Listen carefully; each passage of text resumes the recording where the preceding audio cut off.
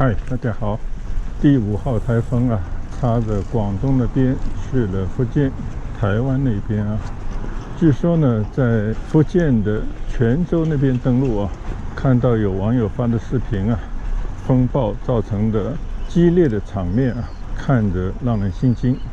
广东地区的政府和老百姓呢，松了一口气啊，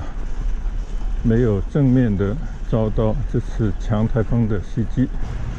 仅仅过了1天而已啊。根据天气预报的报道呢，这次的5号台风啊，已经相当的减弱啊，在登陆以后呢，就变成了强风啊，已经呢失去了登陆时的这种强度啊。虽然呢，广州距离福建泉州这一带啊，距离遥远啊，但是台风呢，每次过后或者来袭之时呢，都会带来广阔区域的气压的改变，随之而来的呢，就是降雨啊。今天早上我看了天气预报啊，几乎从今天开始，每天都会有下雨。确实呢，广州经历了酷暑的天气啊，每天都持续37度左右的天气呢，让人热得昏头脑胀啊。对于像我这样的骑行爱好者来讲的话，更是尽量减少外出骑行的次数啊。所以最近的话呢，也只能是以一些之前拍的自驾游的视频来充数。很抱歉啊，没有太多的骑行的视频跟大家分享，因为啊，有时候实在找不到合适出行的时段啊。但今天早上呢，就是预报有雨啊。其实现在早上已经8点多钟了，但是呢，雨呢还是迟迟没有下来。但看到天色呢已经阴沉了，风呢也开始慢慢变大，所以我想着呢，今天肯定就是会下雨的。也欢迎这场大雨啊，能够给这些炎热的天气呢降降温啊，冲刷一下这些天的酷暑的天气。所以我呢还是从善如流啊。就在村里啊，稍作健身骑行，就不到外面去瞎转了啊。因为呢，大概率是会被淋到雨，还是在村里骑行呢，安全很多啊。如果真的下起雨来了呢，随时可以逃回家里啊。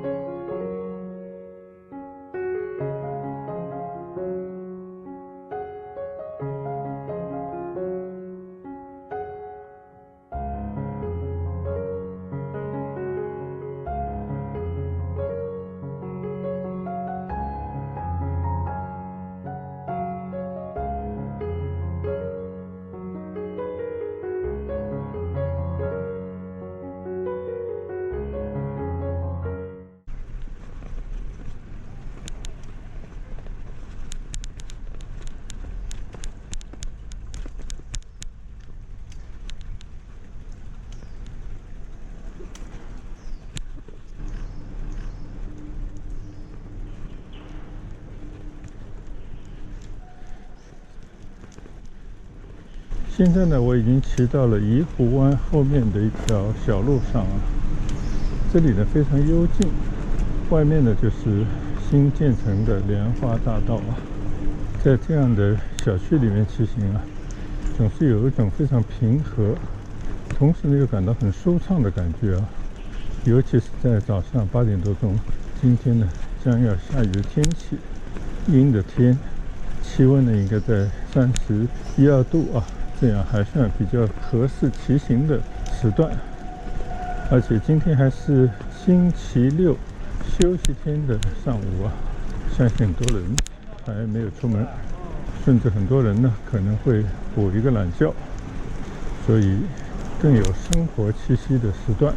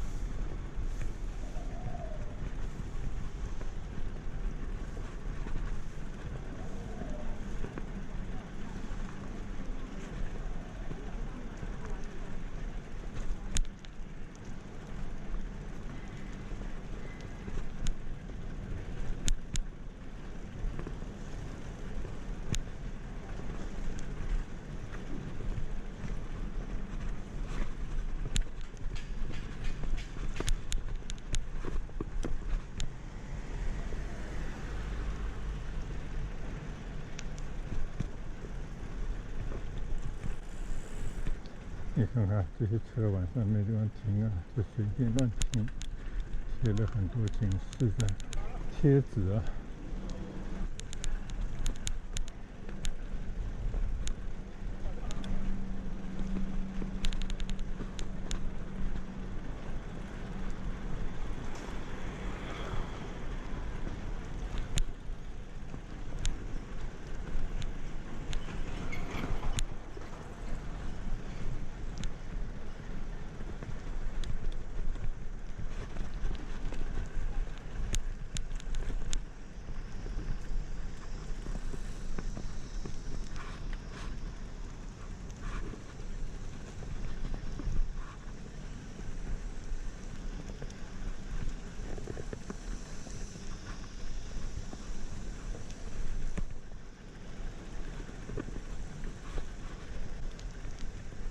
现在这个乌村里边啊，最主要的矛盾呢，渐渐变成了停车了啊。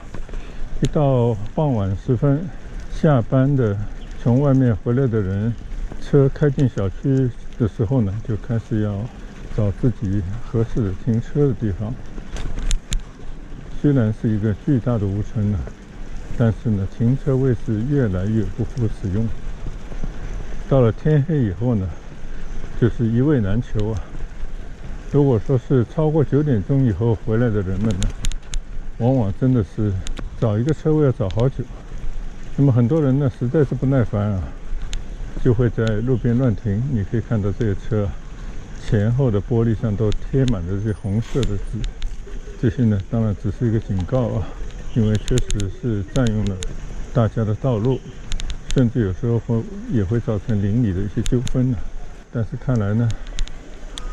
暂时也没什么好办法来解决这个问题啊。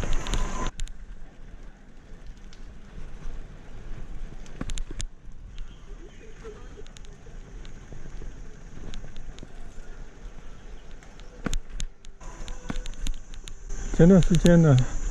停车费已经涨了。我从外地回来啊，从原来小区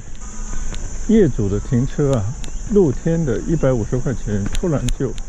跳升到了200块钱一个月啊。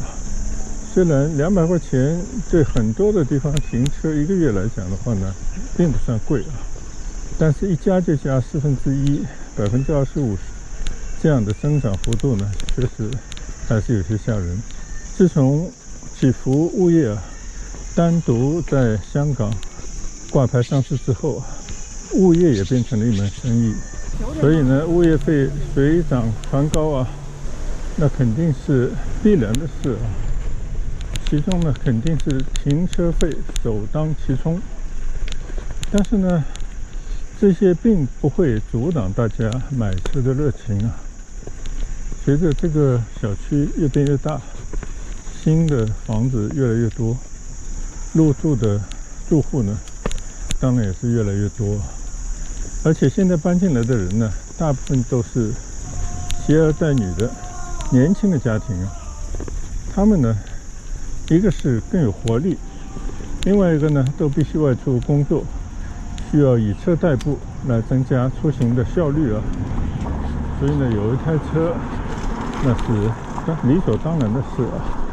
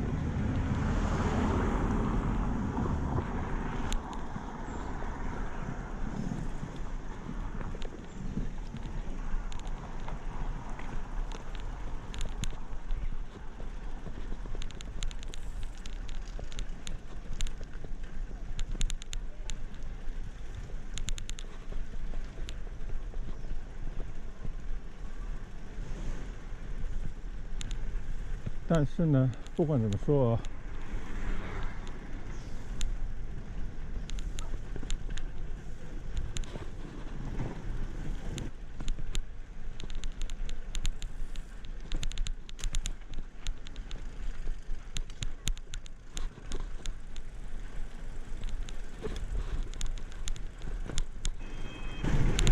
虽然广州的居住环境啊，生活成本也越来越高，但是比起广州南面也不需要2个小时车程的香港来讲的话呢，其实还算幸运啊，还算可负担。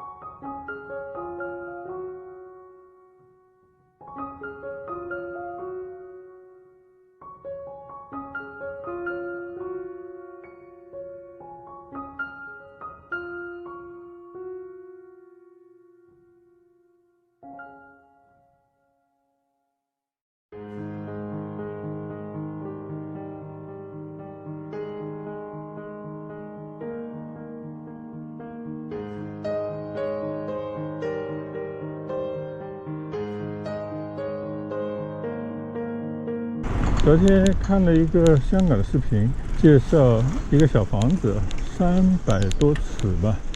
当然，香港是实用面积啊，那我就算它大概45不到50平方米的建筑面积吧。在这样的一个小房间里面呢，居然隔出2房1厅啊，那你可以想象这个小房间啊，实在是小到可能必须把床啊架到窗台上才可以放得下一个让大人睡觉的床了啊。即便是这么小的一个房子，但它的管理费啊不菲，每平方尺的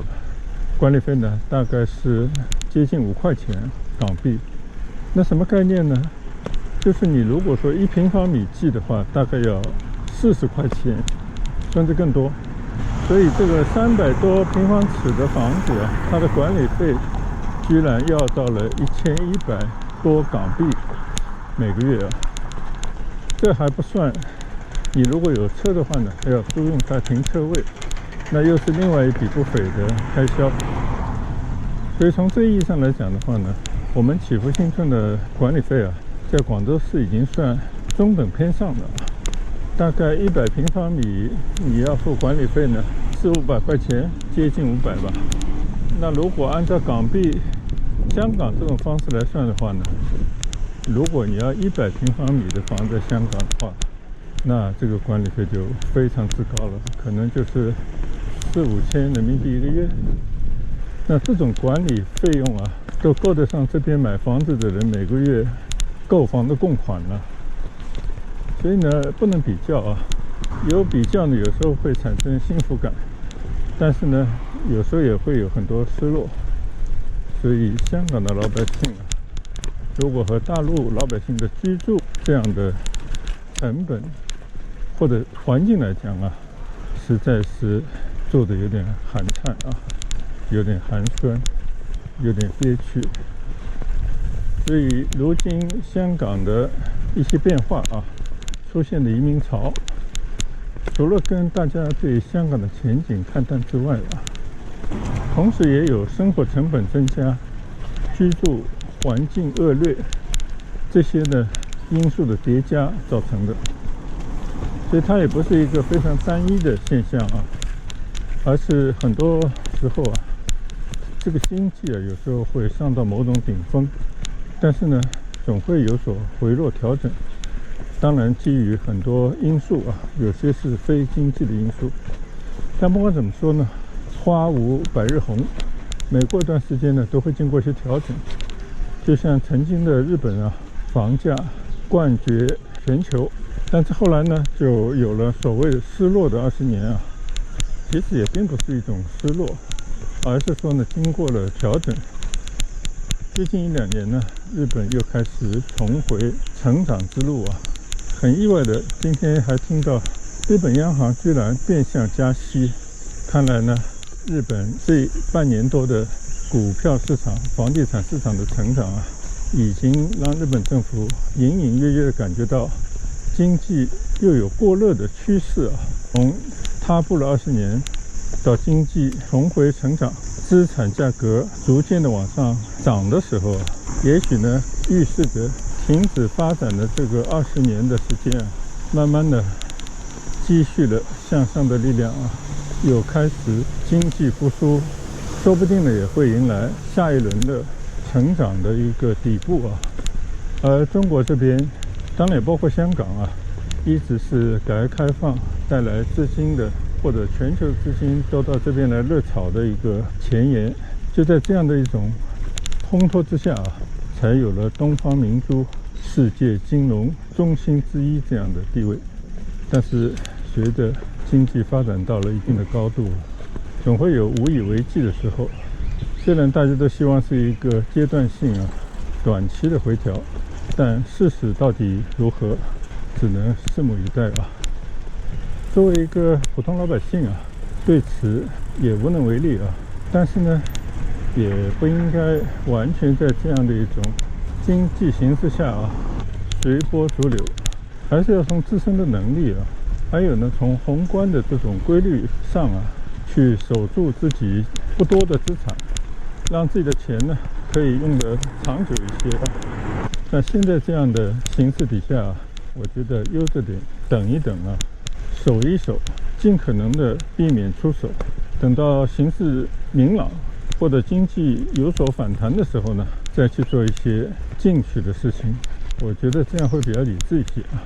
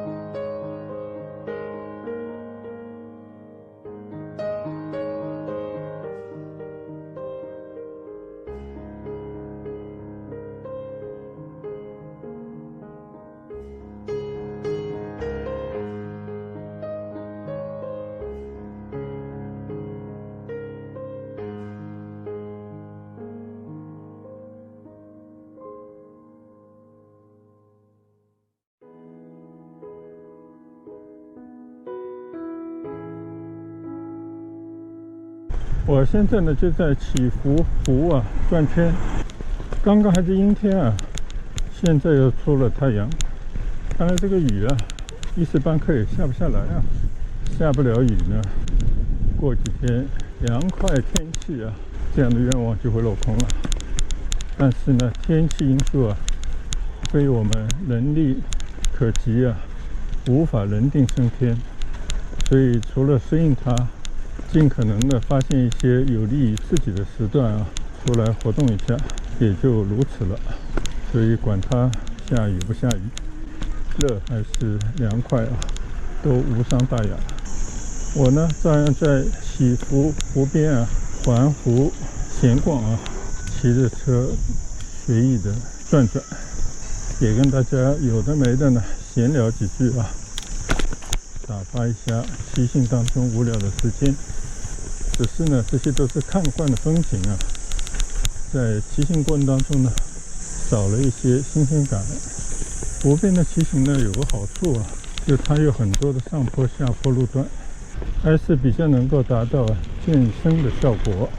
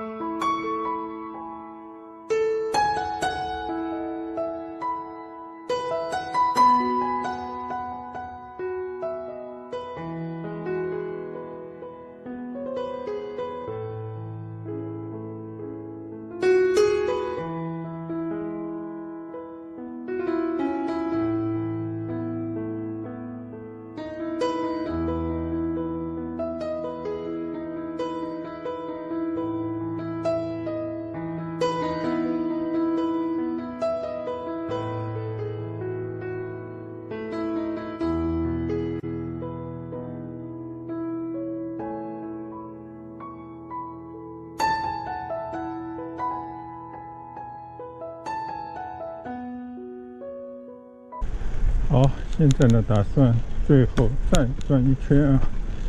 就骑回家去了。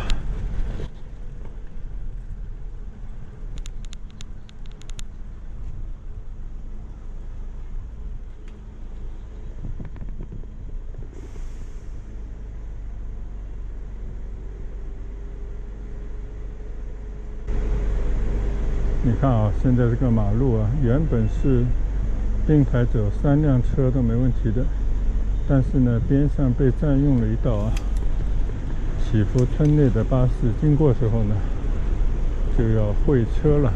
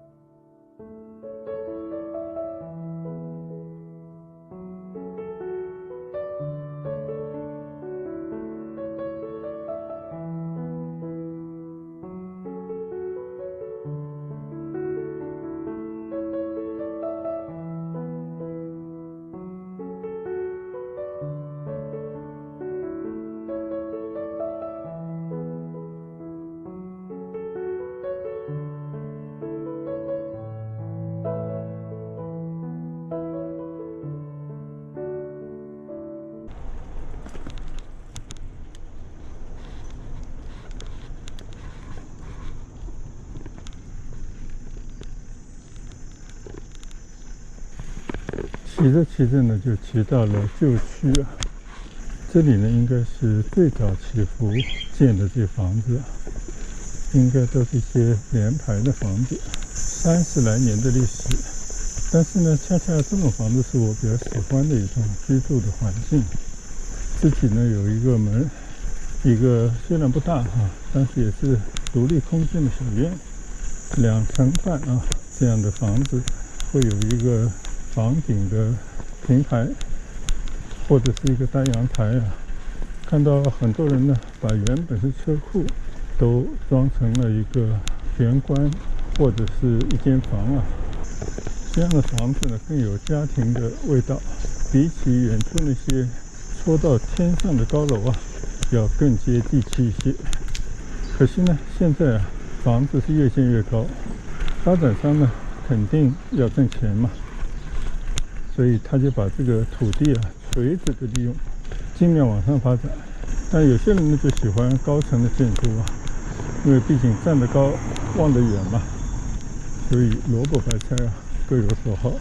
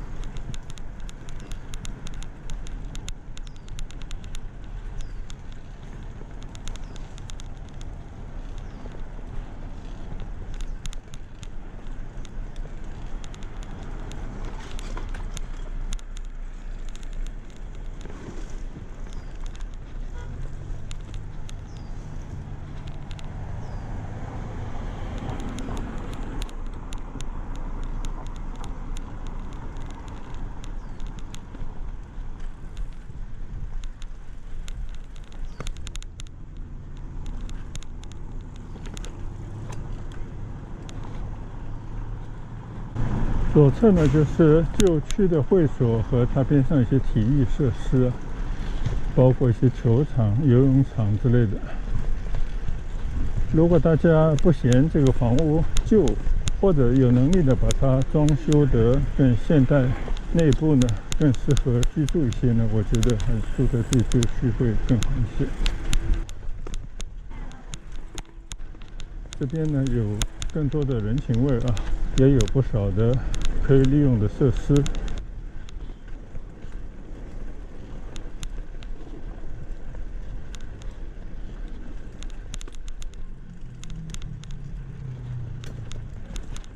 既然呢已经骑到了旧区的大门了那我就骑出大门到村外区转一转。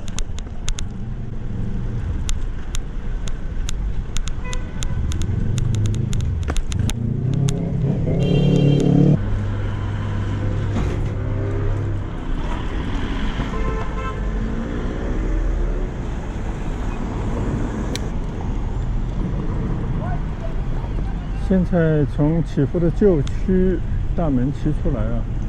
面对着呢就是祈福进村的一条商业大道路，左侧呢是缤纷会的1期，右侧呢是缤纷会的2期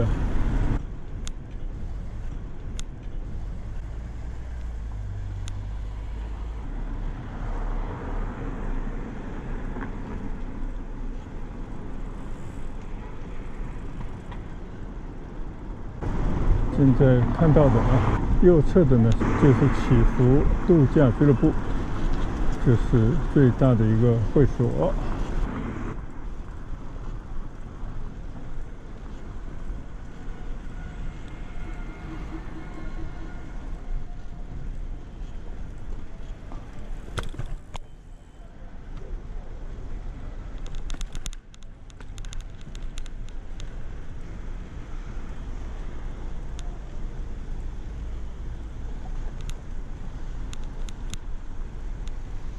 这条道路守门的呢是右侧的祈福大厦，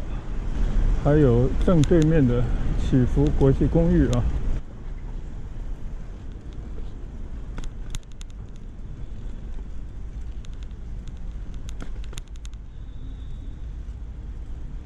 最靠路边呢就是祈福的标志和平鸽。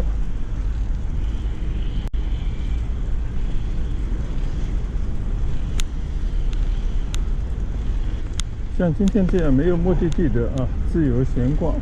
从村里骑到了村外。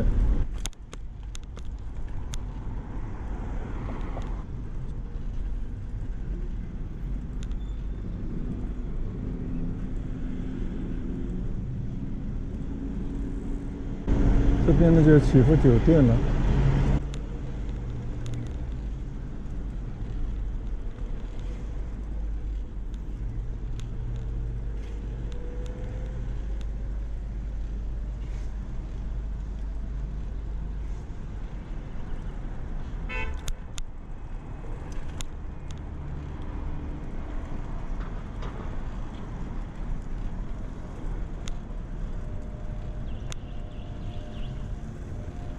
眼前的呢就是祈福交通中心，现在看到这些巴士呢就是村外的巴士，就去市桥啊，去附近的各个地方的公共交通。而这个交通中心下面呢就是22号地铁四广路站啊。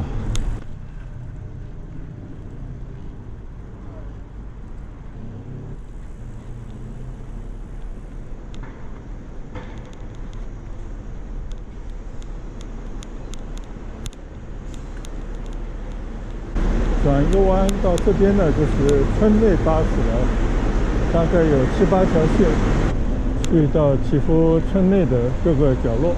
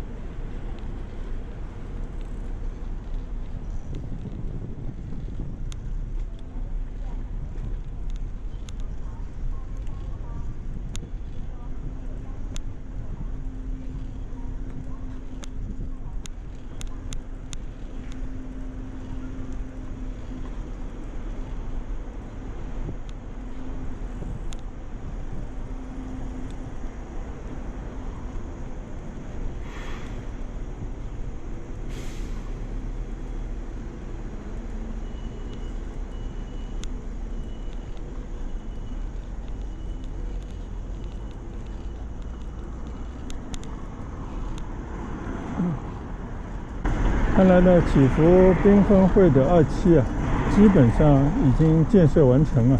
很多商店呢已经开店或者准备开店的一种状态。虽然说呢，整体上来讲还是关着门的店铺更多，但相信呢，经过半年一载的时间的推移啊，这些店铺呢就会活跃起来，村民们呢又多了一个逛街、消费、休闲地方啊。对，这种感觉还是不错的。人呢总是需要有一些期盼啊，在这个期盼过程当中呢，会保持着一种热情，一种向往。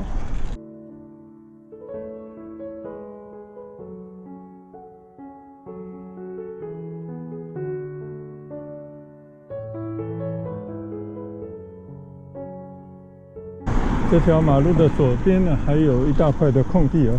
相信将来是缤纷汇3期，或者是祈福新村将来收官之作，可能就在这里了。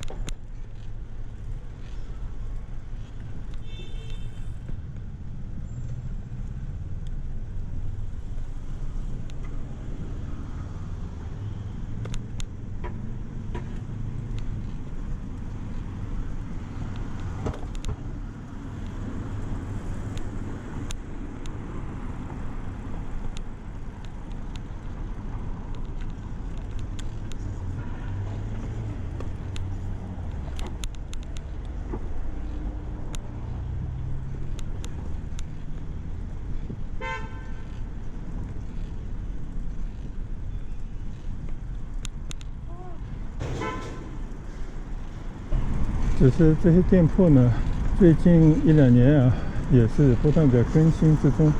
很多店铺开了又关，关了又开，不断的换牌子啊。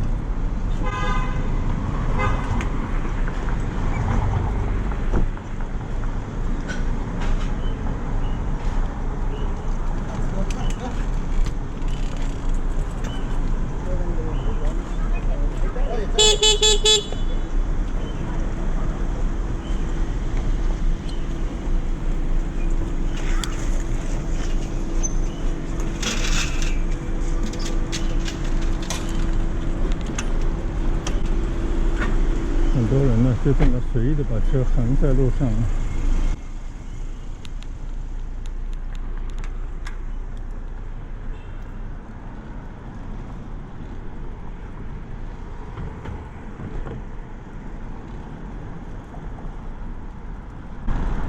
有段时间没有留意啊，这个街边的底层的商铺啊，发现又多了一些快餐店啊，像多了2个卖披萨的店。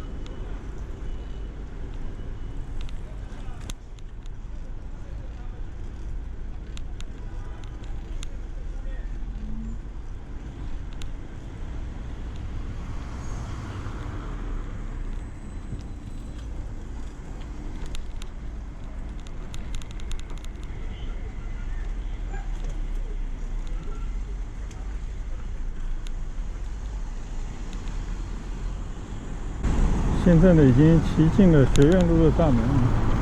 每次骑行在这条马路上呢，总觉得格外的亲切啊。虽然现在呢已经是暑假，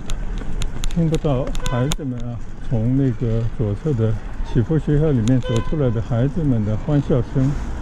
但是呢，这种感觉一直都有啊。每当骑行在这条路上呢，眼前就会闪现啊，我的孩子他们在这边就读的时候。从他们很小时候呢，我们就习惯到门口来等他们放学，接上他们呢，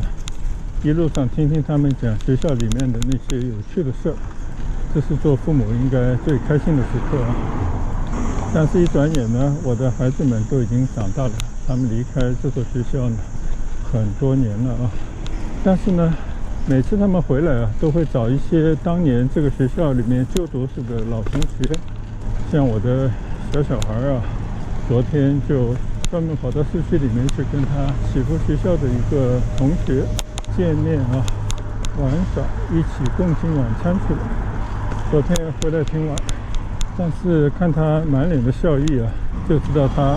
和老同学们的见面非常的愉快啊。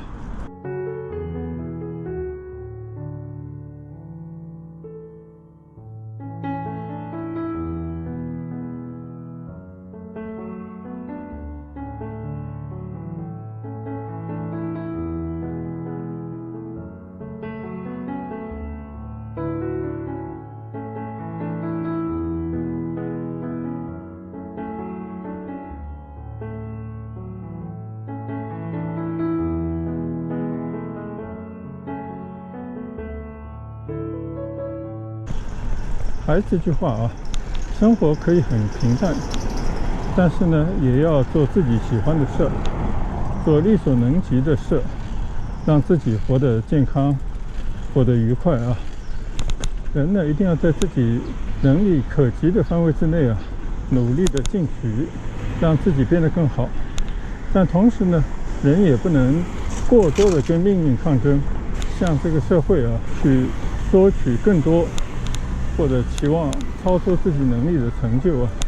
这些只能让自己感到遗憾啊。最后呢，并不会带来美好的人生。我知道我身边就有这种所谓的老板，穷其一生啊，牺牲自己的所有的业余时间，淡泊亲情，只为了自己达成财富高峰的临门一脚啊。而他自己呢，为自己的这种理念啊，快乐的奋斗着。但是他的家人对于天伦之乐的渴望啊，恐怕只能做出某种取舍，或者呢留下很多遗憾。那即便这样的人获得了巨大成功，我不知道啊，这个是不是值得提倡，或者呢是不是符合大部分人的心愿啊，